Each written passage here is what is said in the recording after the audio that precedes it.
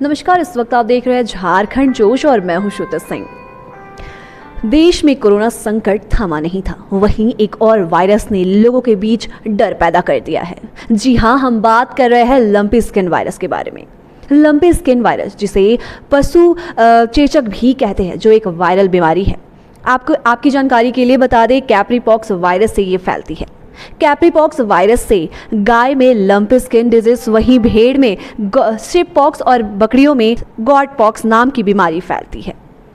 आज हम पहुंच चुके हैं पशुपालन विभाग के डायरेक्टर शशि प्रकाश झा जी से मिलने, जिनसे हम कुछ अहम जानकारियां लेंगे। सर्वप्रथम आपका झारखंड जोश में बहुत बहुत स्वागत है सर। धन्यवाद सर। जिस तरह से दिन प्रतिदिन बीमारी फैलती जा रही है, पहले कोरोना संक्रमण आया, फिर अभी लंपी स्किन डिजीज, लोगों के बीच में डर कहीं ना कहीं ये पैदा कर दिया। अभी लोग तो जान गए हैं कि लंपी स्किन डिजीज आखिर है क्या, लेकिन इसके बारे में थोड़ी जानकारी हमारे दर्शकों को आप दे दीजिए।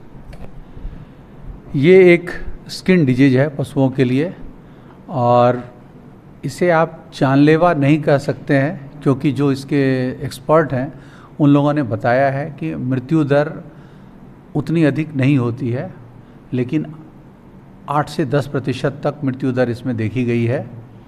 और ज़्यादातर अभी ये गुजरात राजस्थान के तरफ से आया, और झारखंड में भी कई जगह से इसकी शिकायतें करीब 15 दिन पहले मिली।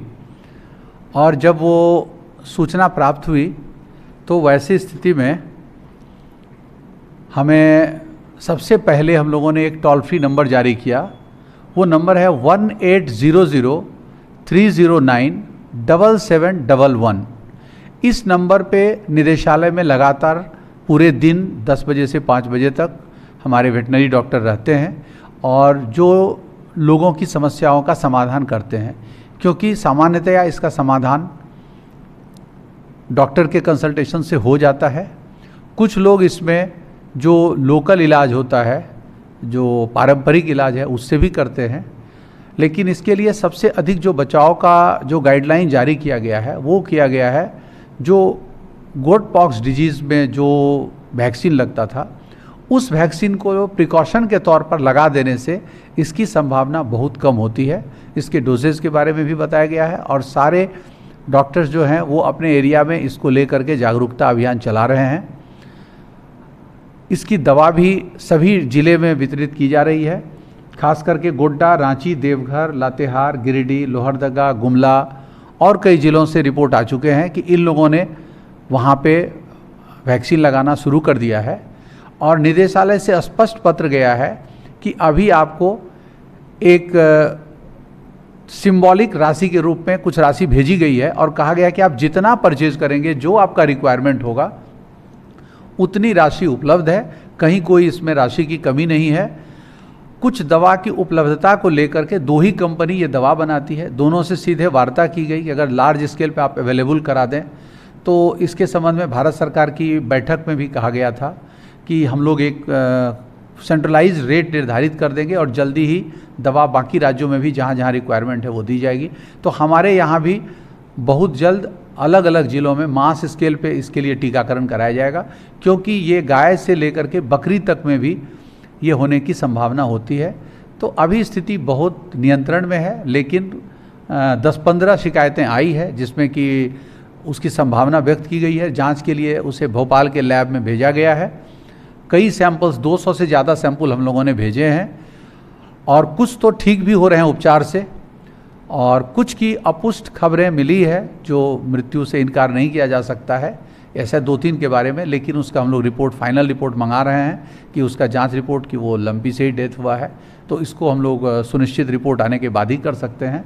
लेकिन पूरी तरह से सरकार तैयार है। माननीय मंत्री जी ने और सचिव महोदय ने स्पष्ट निर्देश दिया है कि इसके लिए जितने भी उपाय करने पड़े वो आप करिए आकस्मिकता के तौर पर, और इसके लिए राशि भी उपलब्ध है। और हम लोग लगातार डॉक्टर के, THO के संपर्क में और कंपनी के भी संपर्क में हैं कि जल्दी से वो दे दे। और दर निर्धारण संभवतः 1-2 दिन में हमें भारत सरकार का मिल जाएगा, तो उससे हमें सस्ते दर पे भी, अगर वो 7 से, इसकी जो कीमत है वो बहुत ज़्यादा नहीं है, 5 से 10 रुपये के बीच में ही इसकी कीमत होती है।